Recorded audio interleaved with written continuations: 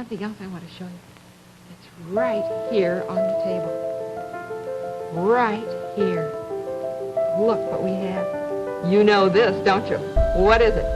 The big yellow box with the big blue letters on it? Food content is anything food related to fill the social media pipeline. An endless desire for new stuff. A cake this moist could only be from scratch. The Golden Flakes and adds a secret frosting. Print publishing has been transitioning into digital. Not everyone subscribes to the print issue, but everyone is going to go online and look for recipes. Food videos are all over the internet. Photography, radio shows, it's media and it talks about food. The thing about food is that it's a way just kind of to bring people together and just to talk and hang out and laugh and bullshit.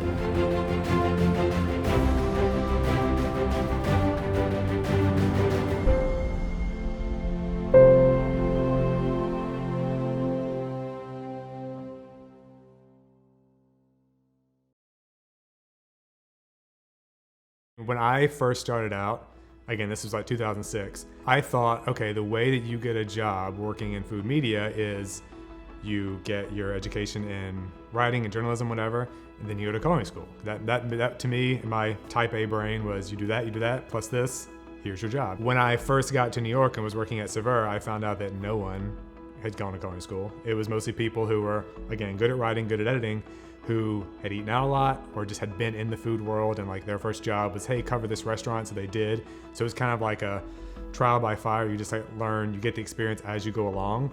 When I was like a teenager, that's when food television, celebrity chefs became more of a bigger deal. It wasn't just Jacques and Julia on PBS anymore. You know, you had a whole network devoted to food. Restaurants became a bigger deal, the culinary industry exploded. My first job was at NBC as a page. The media landscape was totally different a decade ago. If you had a $10 million budget, it used to go to 10 outlets, and now it's got to go to 100 outlets. So it's literally just divvying up your budget differently. In the past, we had broadcast television. Most people had 2 or 3 channels, and a commercial would be put on the air, and everybody watching that channel around the country would see that ad. That's not the case anymore. We have hundreds of channels, and virtually no one sits in front of the television and watches television as it's happening. Unless, of course, it's the Super Bowl or the Academy Awards or the World Series, and those are exceptions to the rule. I started in 2008, and then there were the big glossy publications, and then there were some online startups, and the New York Times was like the big food section, and Florence Fabricant was the big reporter, and then you had Food and Wine and Bon Appetit and Saveur, and they were major players. And now the playing field has kind of leveled out a bit, where the online startups aren't so scrappy anymore, and I think the bigger, more traditional publications are kind of learning from the upstarts. I started as an assistant to a lot of like food stylists that have done it for a really long time, and so I think I remember from those shoots that like everything had its place. You know, like meat cut in perfect slices, like you have the perfect bite on a fork. It's you know, really fussy. Food is fun again, and like it part of that makes it more approachable to more people. In addition to this sort of democratization of images where you get onto Instagram and everyone thinks they're a photographer, combine these two things and you have this explosion of, you know, what we're calling now food media. What's a foodie? A foodie. I don't know. I think that foodie is such a like dirty word now in like the food industry. People are just like, ugh. The foodie. A foodie is just a poser. It's kind of like the new gourmand kind of term, where it's just someone who gives a shit about what they eat. They care about where the food comes from. They're into it more than your average person. People call me a foodie. You know, like I don't really necessarily. It feels like a dirty word, and like I don't necessarily want to be associated as like a foodie. A self-professed expert in nonsense. I mean, There are real foodies, like some of these people behind who actually are studied in food, they know food very well, and they're great at it, and they're subject matter experts. Then there's all these other people who just go to the hottest restaurants, like, oh, I'm really into all this stuff. I actually don't want to eat it, but I'm gonna eat it on camera. And it's just kind of like, I don't know, it's a little bit of a gaggy word, to be honest. I think it's kind of jumped the shark. But foodie is a weird term that like nerds gave themselves, and I don't. Oh God. So I don't know. I guess it's just someone who like doesn't eat Soylent for every meal. Like, I don't know. I think it's kind of the same realm as calling someone like a fashionista or someone who's just like into fashion more. It's not their job really per se. It's just their hobby. Whether that's going out and finding the best place to eat it, or it's making it and having dinner parties for their friends and family. You know, if you're really into food and passionate about it, I think does that make you a foodie? I don't know. Maybe, probably. I guess so. You know, what is a foodie? I think it's everybody, anybody, you know, if you want to be. A foodie is like, you're right, I hate the way it sounds. I know. I need to hear it. I think a foodie is someone, it is like hand in hand with like Yelp culture, I think. Yeah. Don't you think? It's like someone that has, I don't fucking know, I don't have an answer. I think that there's sort of a foodie snob level going around, but not for Virginia Foodie. If you love it and you're interested in it, then you're part of us. So many people now are self-proclaimed foodies. People have referred to me as a foodie. I don't like it. I have no qualms if someone wants to call themselves a foodie. I refer to myself and other people who are like really like constantly thinking about food or in food as food heads, just because always thinking about it. people who just would rather eat at an Olive Garden over McDonald's call themselves a foodie because they think that they are, you know, they care about food, when actually they really don't. They just like, oh, I like to eat delicious things. Well, everyone does. That doesn't mean you're a foodie. It's funny, foodie is one of the maligned words here at Eater. Like when you join, there's a 101 sheet about everything, and like you can't use the word foodie. I don't know if that's necessarily fair or not, but it's someone who's obsessed with food. We like to use restaurant obsessives or food obsessives because it sounds less twee and precious and less like someone who's going to Instagram every single meal that they have. So I think it depends on if you're looking at the good side or the bad side of the word foodie.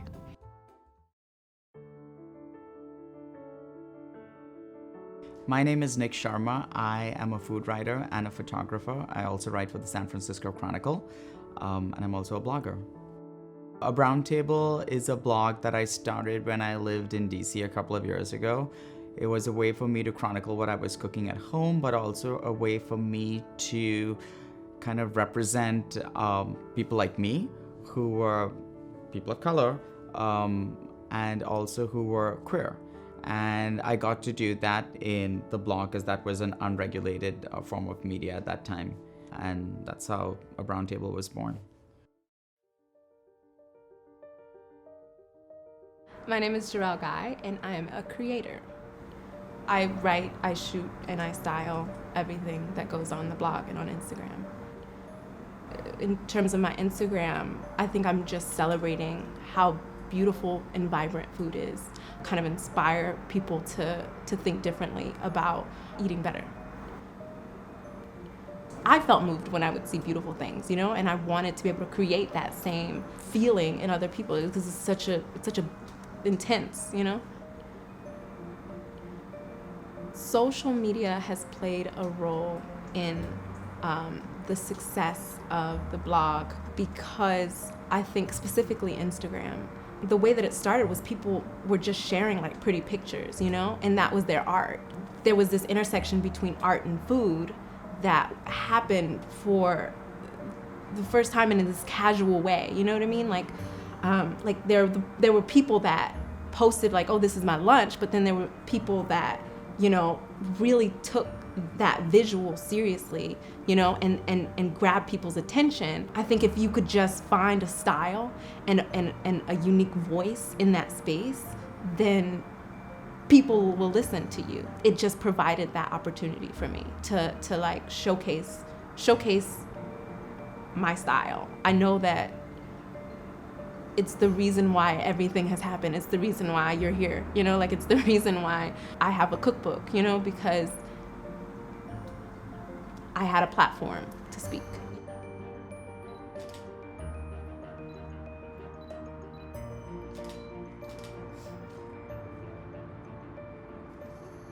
Social media changed the game in food media. It just removed all the barriers. It made the gatekeepers, in my opinion, almost obsolete. It's kind of like marketing or sales. Like you are making sure that the audience gets this story. Instagram especially, you know, plays such a huge part. People are eating with their eyes now. They want to share the food that they're eating, especially if it's a really beautiful, presentable dish. They want to showcase that to their friends. So restaurants are taking that into account now. Yeah, I think that, you know, Instagram has definitely affected the way food is shot because, I'm not only when I shoot a recipe for our website, you want to get people to click on it. It needs to look good. And also, that shot that I might take for the website we'll use for the Instagram to promote it. You know what I mean? So, I think that Instagram has definitely, people are looking for, it's that certain aesthetic, of like whatever it might be, whether it's like a really close, like porny shot of something, like the egg yolk dripping down or whatever. No one needs Bon Appetit. No one needs Savour. No one needs any of these things to go out and be like, oh, I'm going to go and I'm traveling to Australia and I'm going to put my whole entire trip on Insta stories. And I think you're going to see more and more of that in food media. I remember someone told me when Instagram first came out, they were like, this should be thought of as a platform, not just like a fun app where you can share pictures. Like this will be a publishing platform. And a lot of people kind of laughed at that, and they were like, oh yeah, no way, that's just pictures. How can that be anything? How can it produce content? But now we're seeing like it's literally like a living app magazine that most people use. I have a cookbook, I have a blog, I have a YouTube channel, but social media is, aside from my newsletter, that's the main way I tell people about everything that I'm doing and make sure that I can sell books and I can do sponsored content and I can, continue doing this as a living. These are places where we can kind of, weave in certain actions, calls to action. We can weave in certain messages that might feel a little unexpected, but you're catching people a bit off guard. And I think those are really good moments to catch people because it sort of comes as a surprise. There's a constant pressure to be on social media, even for people that don't want to be on social media these days in the food business, because it's the easiest way to get access to an audience that you never would otherwise. People should view it more as a tool or as a means to an end rather than the end in and of itself. Sometimes I'll go out to eat and I'm like, damn it, it's so dark in here. Sometimes I'm like, oh, I really want the table by the window so I get that good light, It's like the buffet. You'll have your meat, your vegetable, your potato, and then your light station, where that last stop, put the dish there and take your shot and then sit down and eat. Why not? I was working in the industry and was seeing people do things in front of the camera. I was like, oh, I want to do that. So I thought maybe a correspondent for the Today Show or something like that. I realized, I don't have to do that anymore. So I don't have to move to a small market in the middle of nowhere, Minneapolis or something. I can totally bypass that. I can shoot, host, edit videos and put it up on the internet. Oh, why hello there. I'm Katie Q and you're watching my YouTube channel, Q Katie. And there are so many more opportunities to actualize your dreams, I think, or at least what my specific dreams were and are. It's so much more accessible now than it was before this world existed. Hey, thanks for subscribing. I'll see you soon. Bye. If your content's good, if people like it, you will be successful. And if you keep up that content, you will have longevity in that success. It's really cool to me. The democracy of YouTube is kind of magical. That I think about video production being more of a democracy now too, just because it's so accessible. Technically, according to television rules 20 years ago, I have no business having a cooking show. And I can. We all remember the movie The Wizard of Oz, right? When Toto pulled back the curtain to reveal there was a man behind the curtain, right? Well, I'm Toto. I like to pull back the curtain on how media work and help young people better appreciate what goes into media making. If one of your friends all of a sudden is beginning to promote a product or a service, you need to be aware that they might be paid to promote it. I think the term influencer always comes with the business idea of it. It always comes with money. It always comes with the thought of brand deal kinds of stuff. It's like a self-professed celebrity. I influence you. I influence everything you do. I mean, it's just fucking stupid is what an influencer is. Those used to be called editors. I am bringing you, editors or journalists, I am bringing you information that is useful or interesting that you want to consume. I mean, that is what, publications did. If you're interested in food, you went to Saveur, Food and Wine, all those magazines. Like, I am interested. This is an affinity of mine. So to just call someone an influencer, to me, like, undercuts all of this body of work or like the talent that is really just underneath it, and then influencers just boop on top. If you don't know that they're being paid, that they are a paid influencer, persuader, let's call it what it is. There are paid actors out there, and many people don't realize that they're paid. Instagram has allowed anyone from LeBron to whoever wants to be a foodie to be an influencer. Now, if you can actually sell product and you are valuable to a brand, that's influential. Or if you can sell a movement, if you've actually moved something because of your influence, then great. Kim Kardashian eats a new bag of potato chips and stores can't keep them in stock. Like, that worked. That's influence. Influencers used to be like, oh, here's like the hot spots to eat and like you're showing pictures. But now I feel like in terms of Instagram, at least for influencing, it's all about like that cheese pull and like pulling your sandwich open and like showing that like, nice cross section of your sandwich, your bagel or whatever. I think that like now it's just like more like food porny, for that kind of stuff for Instagram. Everybody wants acknowledgement. I mean, people want acknowledgement more than they want money. So there is this, everybody still wants to be Instagram famous. Is the bubble gonna pop for them making money? Yes, I don't think there aren't that many people making money on it. Yes, everybody we know and we see, they're all making money, but we know them because of that. For every one person there's 1 million people posting some garbage. I mean, I see it all the time, like, how could that person post that and think that looks good, or what's the value? Like, how much time are you spending on adding nothing to this world or your world? But people just love, it's a lonely world.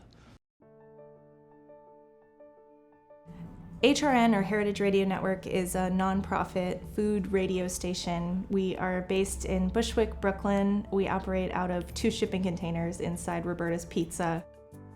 Radio and podcasts are super accessible. It's free, and in our case, we're online, and so all of our content is available anywhere in the world. And beyond that, radio is a really nice way to connect on a very emotional level in storytelling. Radio is beautiful for talking about food because it does leave something to the imagination, and you can interpret that differently. If you're producing a radio show, you can just, describe the dish and leave it at that. Or, a lot of our shows, you'll hear chewing and crunching and sipping.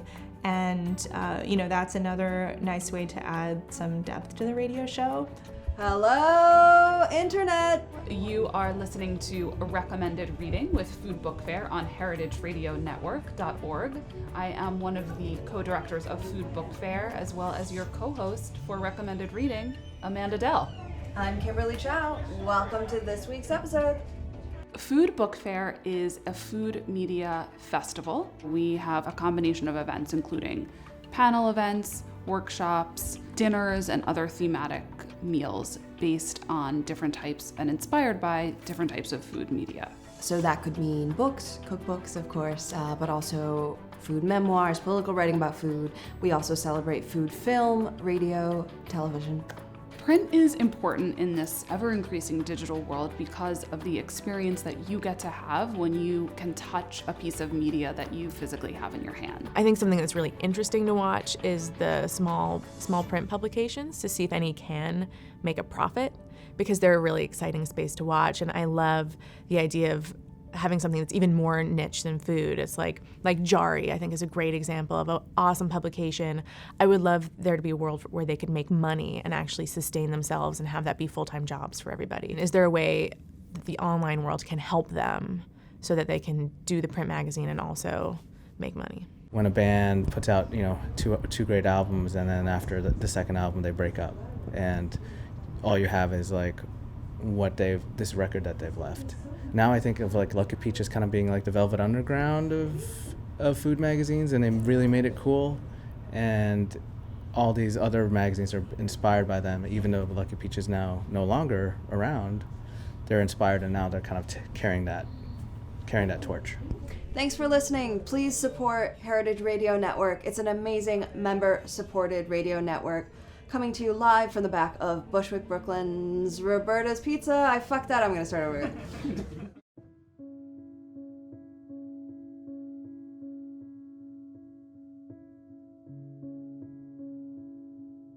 There's a huge shift going on, right? Saveur just laid off a bunch of people, which is kind of heartbreaking to me. That was a publication that I grew up with. I mean, they've been publishing for over 20 years now, and the staff has been cut down to 4 people, and they're going to be publishing quarterly versus 9 issues a year. So it really makes me sad, picking up the issues of Food and Wine or Bon Appetit and Saveur, and they're getting thinner and thinner. And I think that really depresses me, because I'm such a big fan of print. I think media in general is changing, and it's going through an evolution. How many writers are really not working for magazines anymore or newspapers? I don't know all the inside gossip. I think it was probably mismanagement from their publisher. They focus on different kinds of publications and maybe made some missteps in the way that Condé Nast did not. And I think it's a testament to Bon Appetit that they've remained so relevant and so dynamic over the years, and they rode the wave, whereas Saveur, I think, didn't make it. I am really sad to see so many food magazines folding or shrinking, and I hope that we can see some recovery in that space. I love to sit down with a food magazine and make some time to take in the beautiful photography and to read those stories and just process them in a different way than I do when I'm listening to a radio show. I think a lot of editorial brands are finding it difficult to keep the doors open, keep the lights on. They're finding it more and more important to stay relevant on social media and in digital platforms. People are buying fewer magazines, fewer physical magazines. I think it's different for cookbooks. That has sort of a different place, but for editorial publications, it's becoming harder and harder. That said, digital offers a lot of new opportunities that magazines could not. You can do video, for example. Can we stay in the game? It's all about staying in the game right now. It's very tough. Last week I had a week where it's like, I really got to figure out if this is something that I want to keep continuing to do. And there's no real power nowadays than just being in a glossy, because who's looking at a glossy now? I don't think there's a specific roadmap right now. You can't do what a magazine brand did. You can't do it like a magazine has done. So how do you grow this thing with the way people are consuming content now? I suspect there will be a backlash at some point, in the same way that people thought bookstores were going to go away. And it's like, nope, the Strand's doing better than they ever have. I think print is changing, but I think it's been changing forever. We are never gonna not have stories, and I think there's so many ways to tell stories, and I think print is one of them. Bon Appetit, again, is a great example. You can see their DNA on their website. It still has that brand and that vibe and that authority. You look at some other sites and it's clickbaity headlines. They're just flooding the site with 12 posts a day. They're doing slideshows to get extra clicks and all of these old school tricks to try to get traffic, and that's not going to win them their audience. So if they could translate what made them so successful in print onto the online space, I think it would work out for them if they give it time. I think a lot of places are just thinking, well, what can we give you that's going to kind of be really mind-blowing and eye-catching? It doesn't really matter if it tastes good. We just want it to look cool so that people are intrigued by it. Let's talk about avocado. You know what I mean? Like everyone like that like looks really beautiful and like you see it everywhere. I don't think that chefs like really give a fuck about avocados, but like, you know, most brunch places you go to now all have their avocado toast, you know, but because it like looks pretty and like that definitely has, I think that maybe those influencers have influenced what chefs put on their menu, if that makes sense, you know? So like people are taking a lot of pictures of these avocados and avocado toast and like it looks so beautiful and they're doing a little like, you know, swirl of it or whatever. And then chefs are just like, well, if I have a brunch menu, I gotta put avocado on the fucking menu and everyone's gonna get it, or, you know, put an egg on it, you know what I mean? I had someone tell me not that long ago, oh, you've gotta go to this restaurant. I was like, oh, is it really that good? And they were like, I mean, not really. You can take a photo and then like, don't worry about the food. And I was just like, I was like, that makes no sense to me. There is also this movement to just overindulge. Like, I know it's shitty, I'm just gonna keep doing it. I mean, the whole bacon craze, which I don't think has even gone away, people overindulging in fatty, shitty food is a little bit of, I mean, it's a little bit like Trump. We've all got this president and it's the opposite of what is happening in the other part of the world. So there's always gonna be that other side, like, if you're giving me low calorie, you know, healthy stuff, I want the shit. Give me double that and make shit. So there's always gonna be a market for that. You'll see, you know, things that are like too big to eat and like, or really sloppy. It's the fuck you. It's the backlash against healthy. Like, don't tell me what to eat. All the poor motherfuckers who voted for Trump don't give a shit what they eat. I mean, it's the same thing. And they also, and frankly, in their defense, they can't afford the shit that we all want to eat. I took cookie dough and I made a giant cookie bowl and I made, this is disgusting. I'm like not proud of this, but I'm also very proud of it. I made a cookie bowl. It was like huge. And then I made an ice cream sundae out of that and like put like cookie crisp on top and like just like it was like gluttonous and people were like, that's diabetes right there. And I'm like, I don't expect you to go and eat, like make this and eat this whole thing yourself. Like if I had to put a disclaimer to be like, don't be a fat ass and like, or like unhealthy and eat this yourself, like that's crazy. Yeah, is it satisfying to watch cheese pulls? Of course it is. It's like really, it feels good and feels like I'm about to eat that. And like you have this biological, physiological reaction to it. Is it healthy? No, of course not. Yeah, exactly. Take responsibility for yourself, people. Don't eat a whole fucking cookie bowl alone. Obviously, the farm to table movement is huge. So anywhere that has access to local farms and farmers and relationships with the farmers is a big deal. Part of it had to do with the recession. People didn't want to go out and eat food anymore. Like then literally people stopped spending. And I think we forget, I even forget, it's 2007, 2008. People got poor really fast. 2007, all the spending, restaurants closed. It was a big recession. People were scared as shit. I think even ball jar or mason jars started selling. That's when mason jars took off. People started pickling. Like literally, people were in survival mode. It was a big wake-up call to make sure we knew how to use our hands. And this happened everywhere, from artisanal, whatever shit you want to make, to like making candles, to making pickles, to making food. And food is the one thing we can all do. Trends come and go, but like real food, authentic food, it has staying power. We're always going to come back to it, no matter what crazy, concoctions and weird stuff people come up with and diet fads and trends. When it comes down to it, we're always going to come back to the real thing. It's funny with media because there was this big pivot to video, and now there's kind of a calibration back away from video. And we've definitely leaned into video, but kept the word side really strong. So we have a lot of video makers on our team and a lot of writers on our team. And I think bridging the gap between those two sides is a really interesting challenge for us. And it's really fun, but it's definitely a challenge.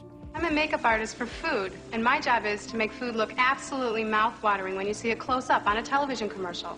Have you ever seen a burger that looks better than anything you've ever seen before? Well, this is how we do it.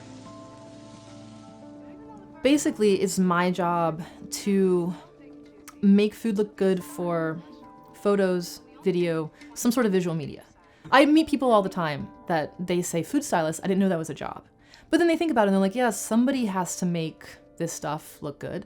Then they get this idea in their head of like, somebody, tweezers. Even as a stylist, I hear those stories too, where someone's like, You know, they're dipping a sesame seed in a tiny bit of Elmer's glue and then like putting it on the bun. Like that food it's very precise. Editorial food, especially the editorial outlets I've worked for, it tends to have a little bit more natural feel. You know, you're gonna have the sauce smear, you're gonna have some crumbs. Like I prefer like a minimalistic style, you know, which I think is more reflective of like the times we live in. And so I think that food styling is more, you know, it changes and just reflects like the current time that we live in. My work is both food and propping, so I like to see how they relate, what colors will be there, what textures will be present in the food, things like that. I don't want people to look at a food picture I take and think like, oh yeah, wow, she must have worked really hard on like styling that shot and taking all these different angles. Like, no, I want them to look at it and just be like, oh, that makes me hungry. I want to eat that. Like, moving on. Basically, the ultimate thing is are they gonna wanna eat that? Does that look really tantalizing? Does that make somebody's mouth water, and does it make them wanna make the recipe? All right, so I have that. Do you want to go ahead and pop the veg in? Yeah. Okay. Yeah. We speak when we tell our story, when we express ourselves, and that's what, you know, everybody wants to do. And the medium of food is very easy to, you know, to sort of do that with, whether, you know, we're enjoying a lunch with friends or we're shooting for the New York Times. Food photography has changed a lot since I started. I think the Food Network had a lot to do with it. Food has become much more social, as we all know. I feel like the art has been influenced by the technology since digital photography. I always used to make a joke about it, and you know, when magazines were doing more in-house work, I would call it the overhead by the window shot. And you know, an art department would buy a couple of DSLRs and shoot with natural light, because not a lot of magazine people knew how to technical, you know, focus or light food. So overhead shots became really popular. And I used to get a little frustrated because, you know, this stuff started to become a trend, you know, and to me it was kind of simple and you know, but became the look, and then I started to appreciate it more. A lot of bloggers became influencers, you know, of food and shooting dishes that they made at home and so on. If you go on a stage, you're watching a ballerina perform, the spotlight's only on her. So that's kind of like how I've kind of designed all my photographs when I shoot really dark, that your focus is solely on what's happening in that scene. Everything else around you is noise. The hands were not only political, but it was also a statement to say they have a place. You know, like if you have no one you can identify with in traditional media, you might identify yourself in these photos. You could also see yourself cooking a lot of these dishes, and so you connect emotionally. Because at the end of the day, that's what food is. It should bring people together, nourish you, and feed you, and let you get on through your day, honestly, without all of this other bullshit that keeps going on. I mean, the overhead is obviously like the most prevalent format for images now. I think we're just now starting to get away from that, which, I mean, it's quite refreshing. It took over quite a bit. And I think that has a lot to do with Instagram, is that, like, you know, you have your phone, you're not really in control of your background, so you eliminate the background. You go over the top and you have this frame that's very easy to make look good if you sit up against the window. I think that food photography is like, you can have, like, it's fun to be able to play with it a lot. Sometimes you can like blow it out a little bit and make it like really bright and poppy. Where at Savura, it was a bit more like, you know, refined maybe, and messy, like a good messy, you know? And here we can just be even like sloppy as fuck. I mean, food photography is one of the most technical types of photography there is. You have control over the entire frame. So if you make a mistake, it's on you. I really love the way food is prepared. So I decided to showcase that through my photos. So preparation, because I think like the final stage of food is beautiful, but what gets you there is also really interesting. I just wanted to do something different. It's called punctum, right? Is like this concept of things being a little bit, I mean, punk, it's kind of like a rebelliousness, right? This sort of like anti-establishment like non-conforming approach to styling. Is it possible in food to communicate queerness? I think it's really hard to style something and say, oh, this is gay food, because at the end of the day, what is gay food, right? It could be the taco that a straight guy made, or the taco that a queer woman made. The only way to do that is to put a face or a connection to those people and tell those stories.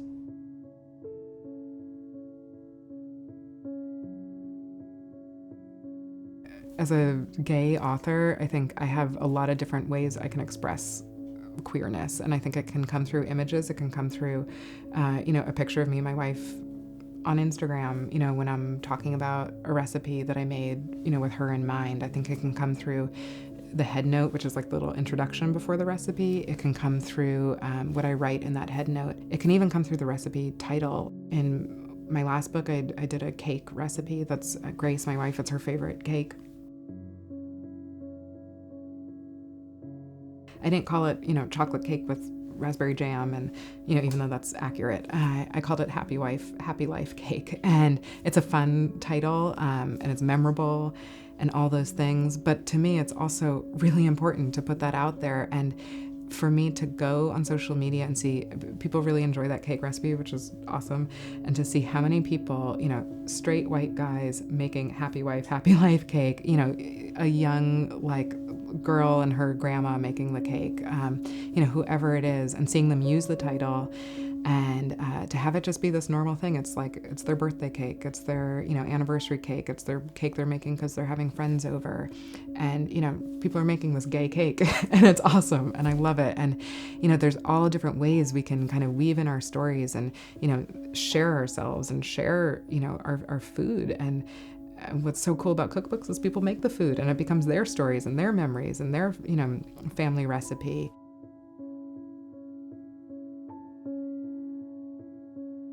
I feel like that cake goes with this little kind of like pride flag everywhere it goes, whether people know it or not. And I think it's really powerful. I don't really stop to think about oh, whoa, I did this thing. I'm very much a person who's always looking towards the future and the next thing to do, the next move I'm gonna make. I don't really stop to say, whoa, I did this thing. And so the cookbook release party was my chance to stop and just say whoa, I did this thing, and now let's celebrate it. At the same time, I had to cater the event, right? And stress and just involved with prepping food for 50 people or however many people were there, and that's something I haven't really done before. I don't cook for that many people usually, so there was all this stress and anticipation for that. So I wasn't even thinking about the fact that I wrote a cookbook. I was like, oh my God, I have to do all this stuff. Because yeah, the cookbook release party was awesome, and professionally, I'm proud that I'm a published author and all this stuff. But really, I think the thing that I will remember and that will bring a smile to my face in thinking about that evening was my mom being there for me, supporting me. So that was really, really special. After the party, we came back here and opened a bottle of wine and just hung out and talked until 1 a.m. It was great. I was inspired to put together Feed the Resistance really by the most recent presidential election. I felt myself, like many others, feeling a lot of things, feeling anger, feeling fear, frustration, and I did what I always do, which is I turned to food. It felt very clear to me that food could be one of the answers in this time when we're all looking for answers. So I approached my publisher with this idea to basically put together this small book that would have a lot in it. And I asked them to sign up for a book that was not on the schedule. I wanted to do it immediately. It felt like I was born from this moment in time. I asked them to say yes to over 20 contributors who they hadn't worked with, and to just trust me. And I asked them that we give all the proceeds from the book to the ACLU. So, I asked them not to make any money on this, and they jumped in. I've really never wanted to talk too much about traditional Indian food. I've always wanted to write and showcase the versatility of the culture. It shouldn't just be like a naan, or it shouldn't just be butter chicken, or those kind of things. What can we do more with it? How can we put it in everyday food? From the flavors to the techniques, what can we do? And so that was the premise behind the book. So it's not really an Indian cookbook, even though it's inspired by flavors and traditions that I grew up with, but it's more about a book of my journey as an immigrant in this country. So when I came to the United States, how I connected my past with my present. My husband's from the South, so how his influences have changed the way I cook. And so I wanted to tie all of that together and weave a story that people would see through recipes, but also through flavor. I started like making a proposal for Black Girl Baking back in 2016.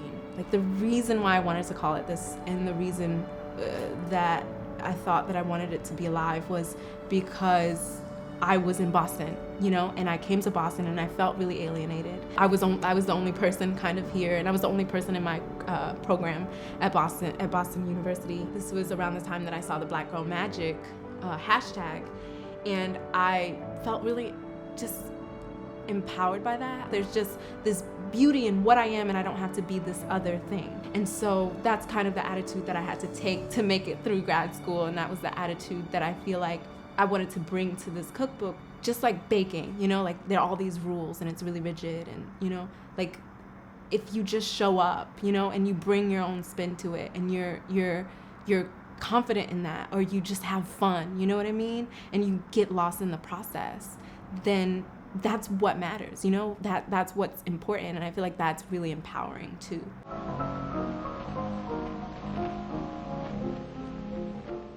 You almost never see somebody eating food alone. That you begin to see a lot of people gathered around the television and they're eating Subway while they're watching football. Or you can only have a good time if you gather friends and family at Olive Garden around food. And so the consumption of food is associated with companionship and friendship and family. Eating together is more than just the sum of its parts. It's more than just the food you're eating and the people you're eating it with.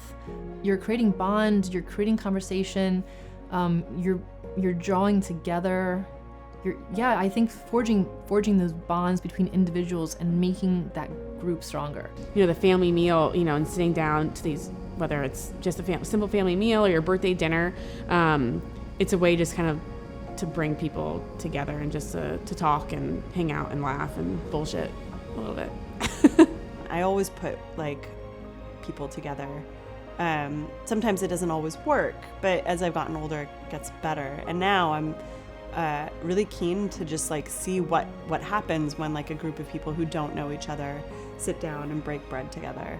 Food has become such a trend, you know, more, you know, amongst friends and colleagues, and an experience to go out and do together. Tale as old as time, like throughout history, you know, the time to get together to either celebrate something, have big discussions, have big like coming together of the minds.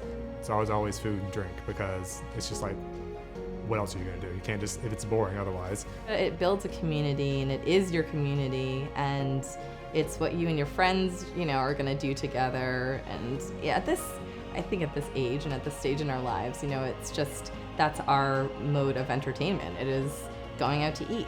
Breaking bread is such an important thing, and such an easy way to, I don't know, to meet with people and to get to know other people and to have a more casual conversation with someone where something could be stressful or intense, it's so much easier over dinner. And when you have a little wine, I think that makes it even easier. So I think it is a great way to bring people together. When you have a bunch of people sitting around a table with nothing on it, to me that's a conference room. It's a board meeting. People are stiff. It's, you know, can I talk? Should I talk? I'm scared to talk. If you put food on that table, it becomes a meal, and everything changes. Everyone's body language changes. You're interacting with people. You know, can you pass me the salt? Can you pass this? And I think if we want to move forward, in any direction with any issue, whether it be race or gun control or women's rights, anything. These are hard things to talk about, and they can bring up really vulnerable personal stories. So we have to create the spaces for those conversations, and meals, are ideal places to create that. What you put in your mouth, who you shop with, says everything about who you are, particularly if you're a person in food media. What I say and who I interview and what I believe, it's just not me talking and writing about it. It's how I live my life.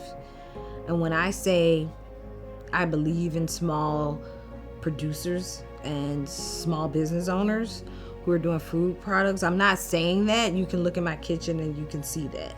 If you look at Pinterest, you'll see a lot of hands, and they're usually white or lighter skin. You'll never see darker skin colored hands. I've personally never seen a lot of people of color in magazines and food media, TV shows. So that was something that I wanted to talk about, but through photos, do it visually.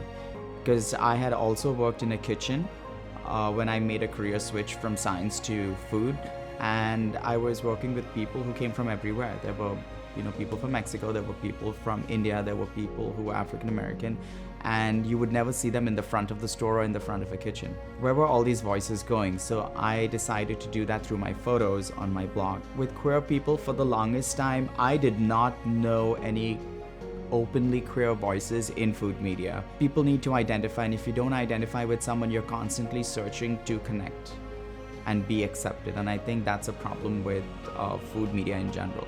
In most images of food and in ads, in cookbooks, in magazines, they're white hands.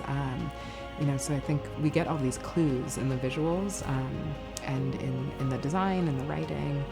And again, the more inclusive food media becomes, the more I think we'll see that change. Food is communicating so many things. Like, it's communicating where it came from and how it was picked, and who the person who picked it and how much they were paid, and it's just like there's everything about it is political. A big thing that can come up, when you're at a meal having an uncomfortable conversation, is sometimes you might say something wrong. Sometimes you might get an answer wrong. Sometimes you might say something that makes someone else in that space not feel great. And I have done that many times. That has been done, to me. But I think there's something very special about being a meal that allows us to also practice forgiveness, and to say to someone, actually what you just said didn't make me feel great, or actually I don't think that's quite right. And not that we can't do that in other places, but I think when we have the sort of safety and comfort of a meal, we can talk to each other in this way that's quite real and open, and that doesn't happen in other places very much. We're not always going to get it right. We're probably not going to get it right most of the time, but we can't keep avoiding things just for fear of getting them wrong. So I think if we create these spaces, we can take some steps and we can do it together. Removal from personal stories dehumanizes people, and so to humanize people, I think breaking bread is like the excellent way to do that, because what's more basic than eating, What's more human than eating? I say it all the time. When is the last time you've had someone at your dinner table, someone in your apartment that does not look like you? If you cannot answer that question, you have to change that. Your coffee, sir. Thanks, beautiful. You're welcome. How can such a pretty wife make such bad coffee? I heard that. If you love to look at recipes, but never have time to try them, here's the perfect answer. The Hamilton Beach Cookbook Blender. The other night I decided to try an interesting Spanish dish using pork chops. Women are drastically underrepresented in food media, and for a really long time, women have done a huge amount of the work in the food industry, but most of the credit at the top of the food chain goes to men. As we sit here in the midst of the Me Too movement, and as abusive behaviors in the restaurant industry and other industries are coming to light, my hope is that more positions for women will be created that are safer and fairer and better compensated. But honestly, there are already so many women chefs and business owners and farmers and boss ladies who are not being recognized and a lot of that does come down to the media. So at HRN, we are really holding ourselves accountable for covering women in the food world, and we will continue to do that until coverage of women in this space doesn't require calling out their gender. I think it took a little while, but you were seeing a lot of bad actors in the food industry being exposed as bad actors. The industry is notorious for being kind of a hostile workplace, especially for women. So it wasn't surprising to me that we've had all these big names take falls like John Besh and Mario Batali and Ken Friedman, and it goes on and on and on. And I think there's kind of an awakening in restaurants and also in food media to realize like we should be pursuing these stories, we should be telling these stories, they're really important. And I'm hoping it forces people to start looking elsewhere for who they're building up and who they're turning into heroes. So it's not this obvious guy, like look for someone else. Yeah, there's this sort of political climate that's coming to head with the restaurant industry, and like it's blowing up, it's on fire, so to speak. Ken Friedman, for example, is a pretty successful restaurateur, and he's accused of sexual harassment. This is like not a small issue at all. So I think these two universes are kind of colliding at the moment, and it's super interesting to see more females rise to power and raise their voice in the face of abuse in all its forms, especially in the kitchen. In the YouTube industry, and I guess media industry in general, people talk about how being a female on YouTube is really hard. I have to say that while yes, I've experienced like some misogynistic comments, I feel pretty, well, I guess lucky that like I have a very, like an overwhelmingly supportive and positive community. And so yes, I get those comments sometimes, but they're really one-offs. And honestly, they happened way more towards the beginning when I didn't have as many viewers. And now that it's like, I think that those people don't even bother commenting something like that because they know that all of the other commenters will attack them. And that has happened. Like, they will come to my defense, which is like really cool. Like, yeah, don't mess with me. My commenters got my back.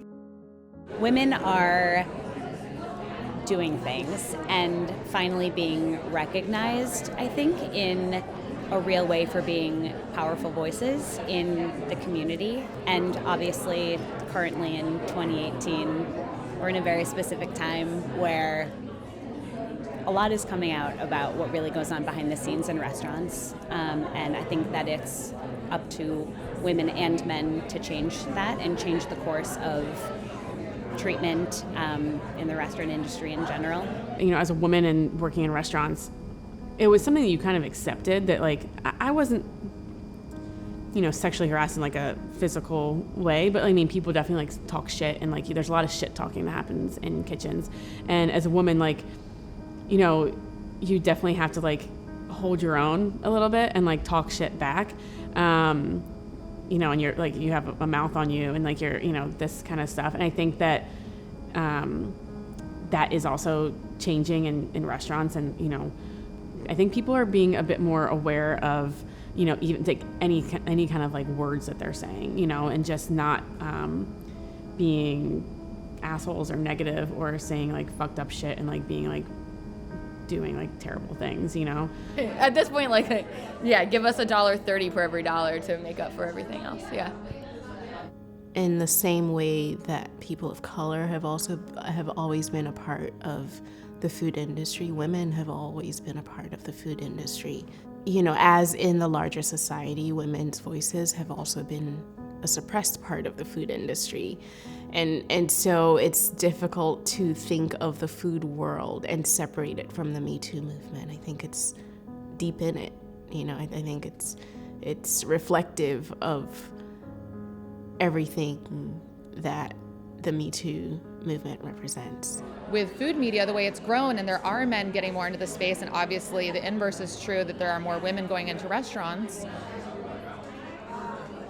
then now we're having the conversation, why is it important to celebrate women in test kitchens and food media and who write cookbooks? And the reality is I think because men are interested now.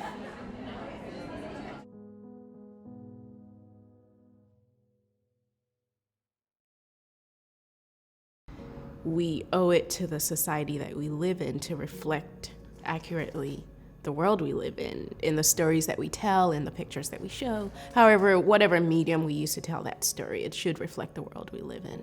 Because if you don't, then people are being left out of the conversation or of the story, and it's sort of you're telling a lie. I think for the longest time I struggled with the content that I was saying because I didn't see myself reflected in any of the food media or any of the food industry which I was a part of. I think it was deliberate on my part to show my hands in my pictures. That thought had to occur to me because I hadn't seen it before. Food has been used as a tool, and it has been used as a good tool in feeding people and nourishing people, and it's been used in silencing people and taking away people's rights. And the story of food has to do with the way it's been used as a tool. I've always been the only person of color in kitchens, or like the only person of color in a test kitchen, and I believe that me being in that industry is part of my movement, and it's part of me pushing against a society or a larger voice that says that I can't be part of that movement. In our current political climate, where it's like constant purification by fire since the 2016 presidential election cycle, I think a lot of people are asking themselves, is there meaning to the work that I'm doing? Making aspirational food and lifestyle magazine content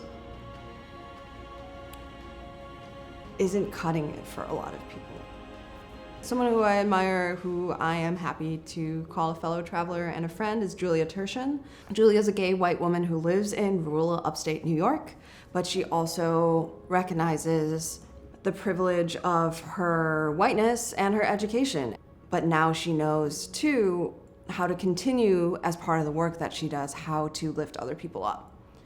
When you tell your story, it's an act of resistance.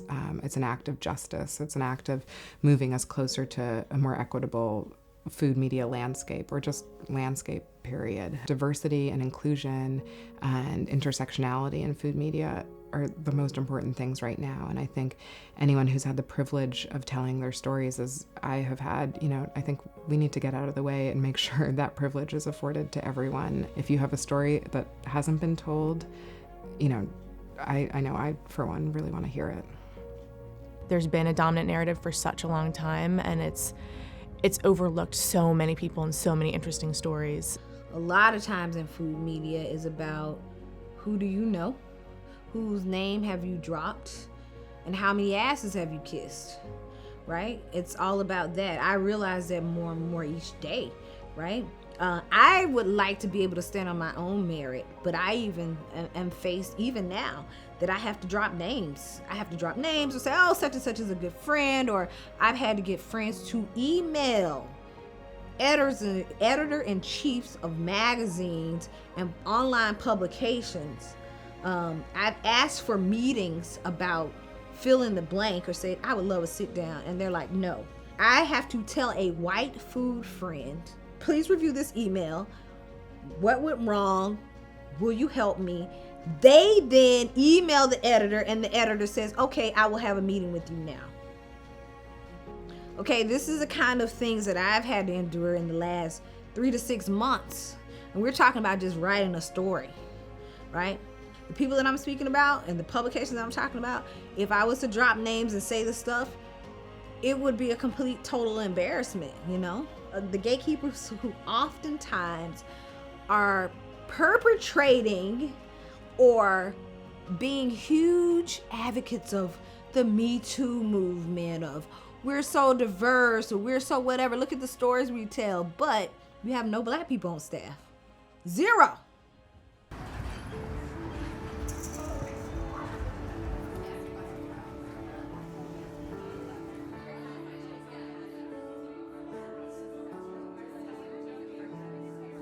social media is so great because it's kind of cut out the top tier people, you know what I mean? Like it's allowed people with smaller incomes, smaller, you know, like we don't have to have an empire to be able to speak and to be heard. I love that I can see other Black people making things and we can share our culture together and we can reinforce where we've come from, you know, and we can get a sense of like who we are together, you know. There's a lot of times when I'll read people's recipes and I'm like, wow, they cook so much like me. It makes me ask questions about like, well, why do you cook this way too? You know, like why as a Black person do you cook this way? Like, is that something that's a part of our culture? Like, did your grandmother teach you that? Like, there's like answers to, you know, to things that have been hidden from us, you know? And I feel like recipes give you so many clues about your past.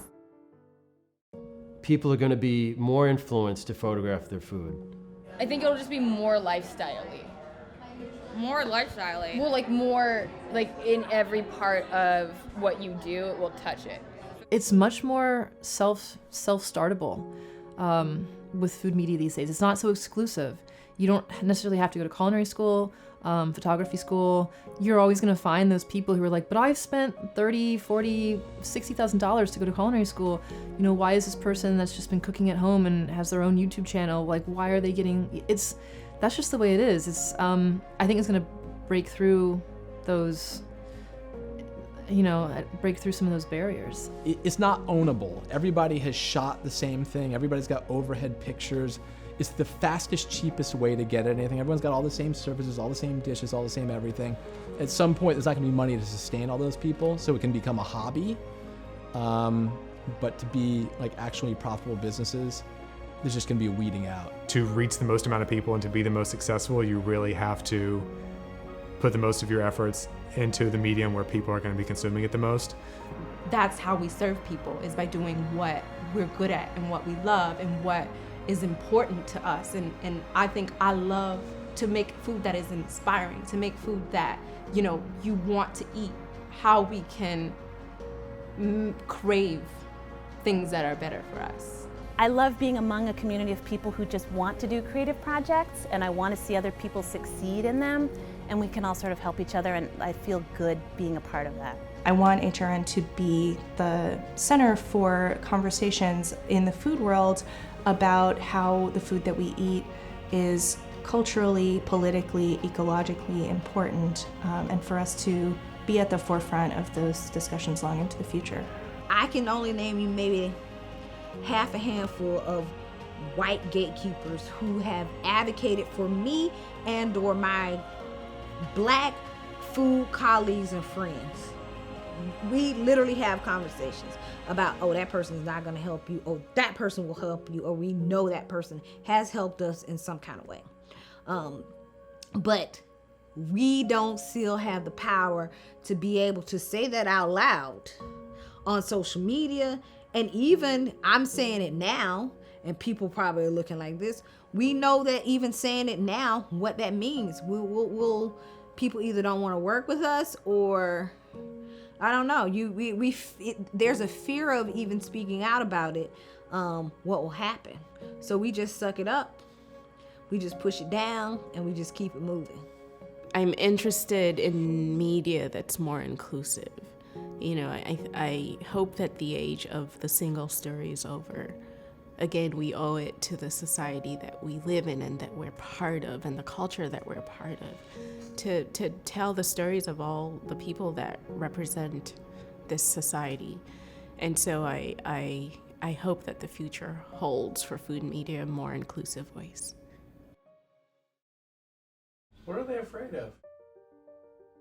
I think it's just I think a lot of times it's a fear, it's a scariness that they have to stand up against a whole machine of saying, wait guys, look at our staff here. We're a staff of 12 and we have no Black food writers. I don't know what they're afraid of. That is a very good question. I don't do well at making white people comfortable when I'm talking about this. It just kind of is what it is. I think there's some other Black people in food media that some food media people feel a little bit more comfortable with, because they're not going to come out and tell them like, great, you did one article on black folks, but you do all these magazines. You do a magazine every year, and you've never used a black photographer. So I don't have a problem saying that to that person. Or better yet, let's go even further. I don't have to say it. Guess what I won't do? I will not buy your magazine. I will not tweet, open up your newsletter. I won't do any of those things. That is how my actionable things that say anything towards you.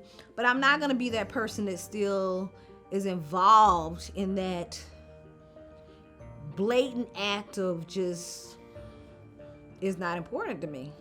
The gatekeepers, in my opinion, overall, the white gatekeepers, they don't get it. There are a few that do get it, but some of the ones you think that get it, they ain't doing nothing but talking. There are a lot of people that are doing a lot of cool work and they never get attention, so it would be really cool to see that shift. And I think it'll only happen once you see more people who are minorities being in those positions that can make those decisions. You kind of want a domino effect there to see where this goes. But that's a hope. Whether it'll happen in my lifetime or not is another story that I can't predict. I feel really hopeful about the role of food media in everything, and especially in the fight for social justice and racial justice and rights for the LGBT community, and on and on and on, because food justice won't be achieved until justice everywhere is achieved, and food is this huge umbrella and everything falls under it. Hunger for food content isn't going away. I don't see Bon Appetit going anywhere. I don't see The Infatuation going anywhere. I think there are these rising brands that are going to keep growing, and then I think ones that aren't making money or are struggling along, I don't know if they're going to survive the next 10 years. If food were to save the world, it would have to be the full story of the various impacts, good and bad, that food has had. And, we can start with telling the true story of food, and then maybe we could save the world.